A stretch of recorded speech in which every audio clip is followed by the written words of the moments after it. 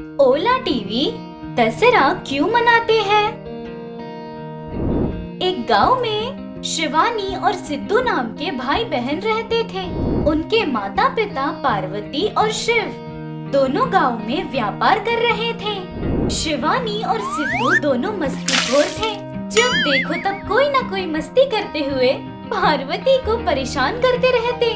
ऐसे एक दिन शिवानी स्कूल के लिए तैयार होते हुए अपने सोते हुए भाई से, "ए, स्कूल के लिए देर हो रही है, उठ।" ऐसे जितना भी उठाती सिद्धू नहीं उठ रहा था। शिवानी उसे न उठाते हुए रसोई घर में खाना बना रही अपनी माँ के पास आकर, "माँ, माँ, मेरा टिफिन कहाँ है?" हाँ, दे रही हूँ। अच्छा, भाई कहाँ है? वो अभी तक सो ही रहा है। अब तक सो रहा है? स्कूल नहीं जाएगा क्या?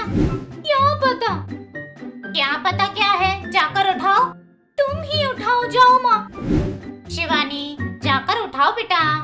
ऐसे बोल रही थी कि शिवानी गुस्से से वहाँ से जाती है। उसके वहाँ से जाते ही सिद्धू स्कूल यूनिफॉर्म में कंधे पर स्कूल बैग के साथ आकर, माँ, मैं स्कूल जा रहा हूँ। ऐसे कहता है। सिद्धू को देखकर पार्वती आश्चर्य होकर, तू सो रहा था, ऐसे कहा दीदी ने? बोल दिया भूतनी ने। उसे मैं बिल्कुल भी पसंद नहीं हूँ माँ। जब देखो तुम्हारे सामने मेरा नाम खराब करती है। ऐसे बोलते ही शिवानी आकर भाई को देखकर शॉक, "तू कब उठा रे?" बस, भाई सोया है ये झूठ कहोगी? ऐसे कहती है शिवानी शॉक। नहीं माँ, जब मैंने देखा था वो सो ही रहा था, बुलाने पर भी नहीं उठा। सब झूठ है। नहीं, सच। अगर ये सच होता तो मुझे कमरे में होना चाहिए था। स्कूल के कपड़े में क्या कर रहा हूँ मैं? ऐसे दोनों झगड़ा कर रहे थे कि पार्वती गुस्से से, अब बस करो। कल हम नानी के यहाँ जा रहे हैं, वहाँ भी ऐसे ही झगड़ा करेंगे। अगर ऐसे ही झगड़ा करोगे तो तुम दोनों को नहीं ले जाऊंगी मैं। ऐसे कहते ही दोनों समझदारी से, नहीं माँ, बिल्कुल नहीं झगड़ेंगे, हमें भी ले जाओ। अच्छा, अब स्कूल जाओ दोनों। अच्छा, तो हम नानी के यहाँ क्यों जा रहे हैं माँ? दशहरा के लिए बेटा। अरे दशहरा, हाँ, दशहरा हम क्यों मनाते हैं माँ? कल जाने पर अपनी नानी से पूछना, विस्तार में बताएंगी। अभी स्कूल जाओ। ऐसे बोलकर दोनों को भेजती है। अगले दिन सुबह ही सभी लोग अपनी नानी के यहाँ आ जाते हैं। सिद्धू की नानी सीता देवी 60 साल की थी। जब देखो तब पूजा करती रहती। वो हर साल दशहरा के त्योहार को बहुत धूमधाम से मनाती। सिद्धू अपनी नानी के घर बहुत खुशी से रह रहा था। नानी त्योहार के लिए जो भी तैयारियां कर रही थी वो देखकर आश्चर्य होकर अपनी नानी के पास आकर, नानी, नानी। क्या बेटा? सब दशहरा है ये कह रहे हैं, लेकिन हम दशहरा का त्योहार क्यों मनाते हैं ये कोई नहीं बता रहा। तुम तो बताओ ना नानी। बताती हूँ, श्रद्धा से सुनोगे? सुनूंगा, बोलो। ऐसे कहता है। सीता देवी दशहरा के बारे में बता रही थी। पूर्व में महिषासुर नाम का राक्षस था। उसे भगवान बिल्कुल नहीं पसंद थे, इसलिए उनसे युद्ध करके उन्हें हराने का सोचता है। लेकिन उसकी शक्तियाँ भगवान को हराने के लिए काफी नहीं थी, इसलिए वो अमर बन जाए इस वरदान के लिए एक बहुत ही ऊंचे पर्वत पर ब्रह्म देवता की तपस्या करता है। दिन, महीने, साल कठोर तपस्या करता है। उसकी तपस्या से प्रसन्न होकर ब्रह्मदेव प्रकट होकर, भक्त महिषासुर, तुम्हारी तपस्या से मैं प्रसन्न हुआ। क्या वरदान चाहिए मांगो। पितामह, मुझे अमर बनना है। बिना मौत की जिंदगी का वरदान दीजिए मुझे। देखो, पैदा होने वाले हर इंसान को मरना है और मरने वाले इंसान को फिर से जन्म लेना है। जन्म और मृत्यु प्राकृतिक नियम है, उनके खिलाफ जाकर तुम्हें वरदान देना असंभव है, इसलिए कुछ और मांग लो। ब्रह्मदेव, तुच्छ इच्छा के लिए ये महिषासुर कभी भी आगे नहीं बढ़ेगा। ठीक है, मेरी दृष्टि में औरत सबसे कमजोर है, इसकी वजह से मुझे कोई नुकसान नहीं होगा, इसीलिए पुरुष के हाथों मेरी मृत्यु नहीं हो सकती। ये वरदान मुझे दीजिए। तथास्तु। ऐसे बोलकर जाते हैं। वरदान मिलने वाला महिषासुर देवलोक पर हमला करता है। इंद्र को हराकर इंद्रलोक कब्जे में करता है। इंद्र जाकर त्रिमूर्ति से शिकायत करता है। तब त्रिमूर्ति अपने तेजस से एक स्त्री रूप को जन्म देते हैं। शिव के तेजस से चेहरा, विष्णु के तेजस से हथियार और ब्रह्मा के तेजस से पैर आ जाते हैं। उनके पास 18 हाथ थे। त्रिशूल, विष्णु चक्र, वज्रपात तरह के ऐसे कई हथियार उनके पास थे। वो महिषासुर के साथ बहुत बड़ा युद्ध करती है। महिषासुर उनके साथ महिषी के रूप में, बाद में सिंह के रूप में, मानव रूप में, आखिर में फिर से महिषी रूप में युद्ध करके देवी के हाथों मरता है। और उस दिन से महिषी का अंत होने वाले परम दिन को दशहरा के रूप में मनाते हैं। अलग अलग जगह पर अलग अलग तरह से दशहरा मनाते हैं बेटा। मैसूर में तो चामुंडेश्वरी देवी को हाथी पर गांव घुमाते हैं। कलकत्ता में तो 9 दिन तक देवी की पूजा करते हैं और 10वें दिन कालिका देवी को पूजते हैं। तेलंगाना में दशहरा के पहले 9 दिनों तक बतुकम्मा मनाते हैं। बतुकम्मा मतलब गौरी देवी। ये दशहरा सबका त्योहार है। कुछ जगह पर रावण के पुतले को भी जलाते हैं। ऐसे सीता देवी अपने नात और नातिन को दशहरा के बारे में बताती है। सब जानकर सिद्धू, नानी, इतने दिनों तक दशहरा है, इसीलिए नए कपड़े खरीदकर माँ के हाथ का खाना खाकर। लेकिन दशहरा का त्योहार क्यों मनाते हैं ये तो कभी सोचा भी नहीं। एक त्योहार मनाने के पीछे इतनी बड़ी कहानी होती है क्या? हाँ बेटा, हर त्योहार का अपना एक कारण होता है, इसलिए हर त्योहार को हमें धूमधाम से मनाना चाहिए। जी नानी। ऐसे कहता है। ऐसे सीता देवी उन दोनों को त्योहार के बारे में बताकर दशहरा को बहुत धूमधाम से मनाते हैं।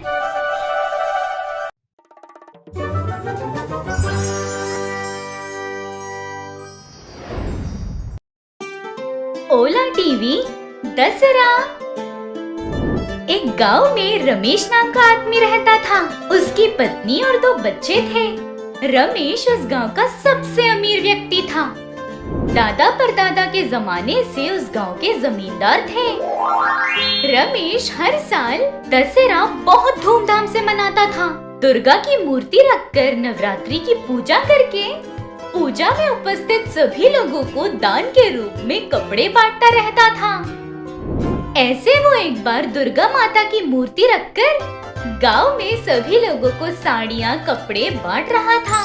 गांव में सभी लोग एक लाइन में खड़े रहकर रमेश के दिए हुए कपड़े ले रहे थे। गांव के सभी लोगों को नाम से पुकारकर एक प्यारी सी मुस्कुराहट से सभी लोगों को तोहफे बांट रहा था। ऐसे सुशीला नाम की औरत आकर कपड़े ले रही थी कि सुशीला, तुम्हारा बेटा है? हाँ मालिक, शीनू मेरा बेटा है। क्या पढ़ रहा है? 10वीं हुई है मालिक, लेकिन अभी पढ़ाई छोड़कर मजदूरी के लिए जा रहा है। ये क्या, पढ़ाई क्यों छोड़ दी? पढ़ाई करने की अगर इच्छा भी है तो पढ़ाने की हैसियत होनी चाहिए ना मालिक, इसलिए छुड़वाकर काम पर लगा दिया। हैसियत नहीं, इसीलिए बेटे की पढ़ाई रोक दोगी? वही पढ़ाई उसे कल एक अच्छा दर्जा देगी। वही पढ़ाई कल उसे एक अच्छी ऊंचाई पर ले जाएगी। बच्चों की पढ़ाई नहीं छोड़नी चाहिए, चाहे कितनी भी तकलीफ हो। उसकी पढ़ाई के लिए जितना भी खर्च होगा हमारे दीवान के पास से, मैंने कहा ऐसा कह कर लो। जी मालिक। ऐसे दोनों हाथ उठाकर जोड़ती है।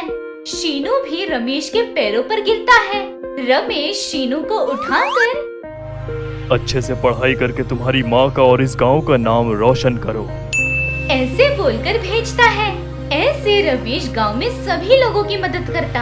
हर साल दशहरा आते ही गांव में धूमधाम से त्योहार मनाता।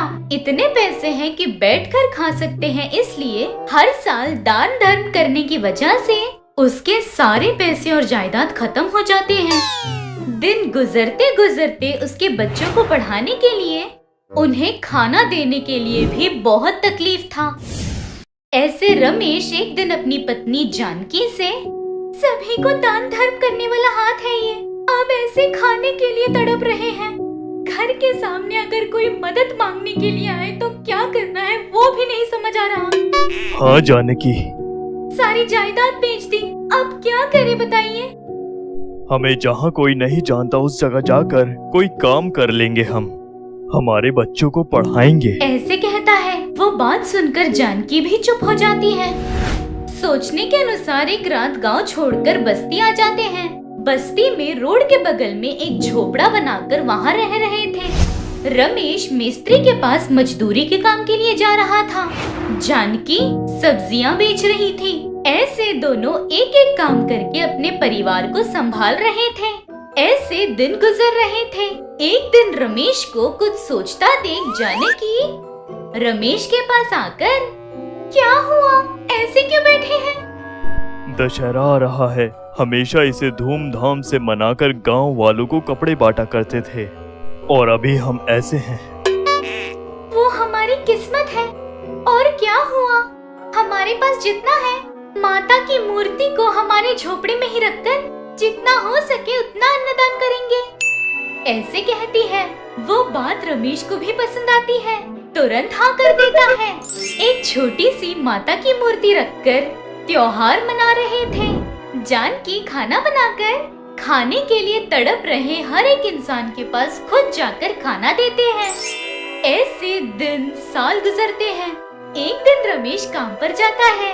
सर पर ईंट रखकर चलते चलते फिसल कर नीचे गिर जाता है। तभी वहाँ पर आया कॉन्ट्रैक्टर। नीचे गिरे हुए रमेश के पास देखकर शॉक।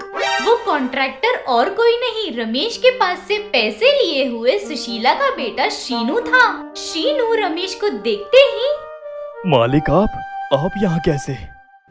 रमेश पानी पीकर थोड़ा सही होने के बाद शीनू को देखकर, तुम हो शीनू, कैसे हो? मैं तो ठीक हूँ जी, लेकिन आप यहाँ कैसे? मेरी नौकरी लगने के बाद आपको बताने आया था मैं, लेकिन जब तक वहाँ पहुँचा तो आप गांव छोड़कर जा चुके थे। आपको मैंने बहुत ढूंढा जी, लेकिन आप कहीं दिखाई नहीं दिए। ऐसे कहते ही रमेश अपनी सारी परिस्थिति बताता है। सब सुनकर शीनू उदास होते हुए, 100 लोगों की मदद करने वाला हाथ, आपको ऐसे ईंट उठाकर मेहनत करने की कोई भी जरूरत नहीं। मैं ऐसा हूँ इसकी वजह आप ही हैं। आइए, मैं आपका ख्याल रखूंगा। नहीं, मैं ऐसा हूँ ऐसा किसी को मत कह देना, यही मेरी सबसे बड़ी मदद होगी। नहीं मालिक, आप मेरे साथ आइए। अगर ऐसे ही आना पसंद नहीं है तो एक बिजनेस पार्टनर की तरह आइए। मैं होटल लगाता हूँ, आप वहाँ काम कीजिए। पैसे डालने के लिए मैं आधा, काम करने के लिए आप आधा ले लीजिए। ये मदद तो मुझे करने दीजिए ना। ऐसे कहता है। रमेश मना नहीं कर पाया। ठीक है कहकर दोनों मिलकर होटल चलाते हैं। होटल पर भी शीनू और रमेश नाम रखते हैं। जानकी और रमेश दोनों उस होटल में सारे काम करते। कुछ ही दिनों में वो होटल बहुत डेवलप हो जाता है। जानकी के खाने के लिए बहुत गिराकी आती। दोनों बहुत मेहनत से अपने बच्चों को पढ़ा रहे थे। दिन गुजर रहे थे। कुछ ही समय में रमेश पहले जैसे हो जाता है। ऐसे एक दिन, जानकी, इस दशहरा पे गांव जाने का सोच रहा हूँ, क्या कहती हो? आपकी बात मैंने आज तक टाली है। हाँ बिल्कुल जाएंगे, कहती है।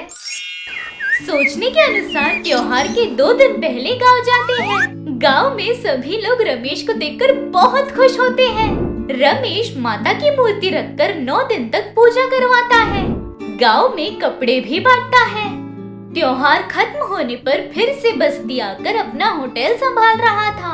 ऐसे हर साल दशहरा पर गांव जाकर त्योहार को धूमधाम से मनाकर त्योहार खत्म होने पर आकर अपने काम में लग जाता। अपने स्वाभिमान को संभालते हुए जितना था उसी में बहुत ज्यादा खुश था वो।